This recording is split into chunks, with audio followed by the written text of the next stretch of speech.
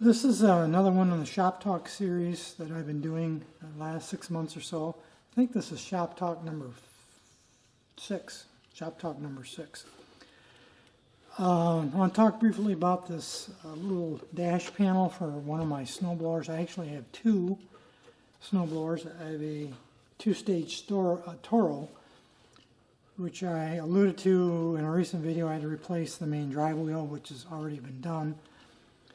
I also have a little single-stage Honda HS630. It's one of those little paddle type that a friend gave me quite a few years ago. It needed a little work, so I put a new drive belt on it and a few other things. In fact, I think I did a video on that work probably 4, 5, 6 years ago now. I think it's on the channel somewhere.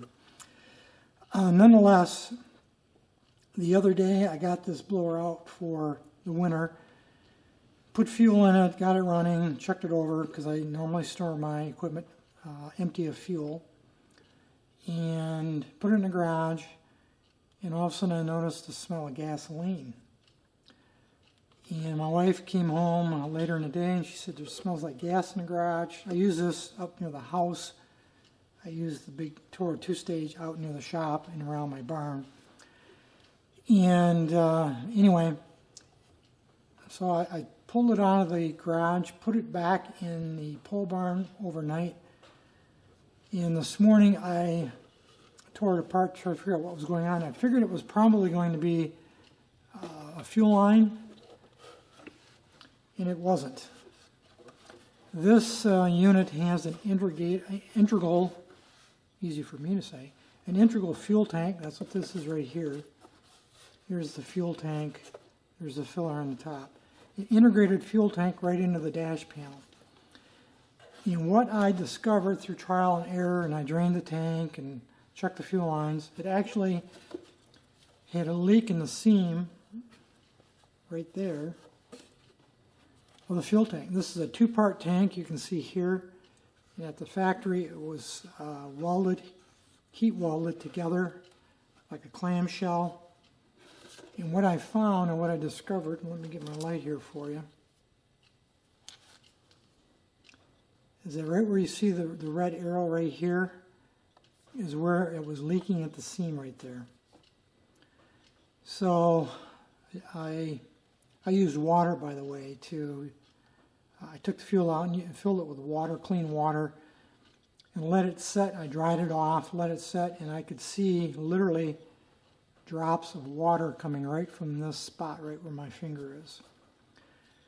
So I decided to, rather than buy a new one, and you can still buy these, they're with the decals and everything. If you're going to replace the decals and the dash panel, fuel tank itself was around $100. You can buy them used on eBay for anywhere from $35 to $75. What I decided to do was weld this myself. So what I did, I took a sharp knife and cut a piece of the original plastic right here off of this divider. Just carved it off with a knife. So I had a strip that was probably 3/16 or 1/4 inch wide by about that long. Then I used my soldering gun and I softened the joint here. Then used that piece of plastic that I cut off as a filler rod and filled it in and basically re-welded it using my soldering gun.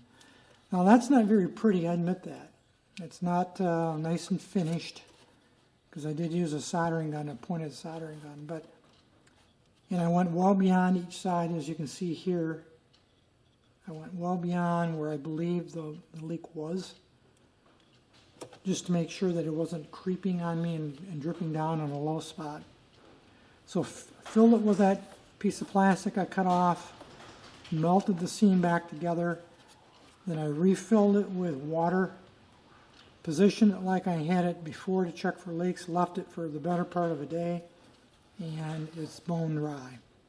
So I think I have managed to solve the leak by using basically a welding technique, using a little sacrificial piece of plastic off the machine itself as a filler, probably wasn't necessary to use a filler, but I thought I would anyway, just to make sure why I had it all apart, because it was fairly involved getting this little dash panel out and take the machine all apart. And I think I've got it fixed. So this is going to go back in on the machine now, and we'll see if we got it fixed. So the topic here is really plastic welding with a soldering gun. If anybody ever wants to see me demonstrate that, I certainly can do so in the future. I don't do a lot of that, but from time to time, something like this, I have a need to. That's it for this video, folks. As usual, thanks for watching.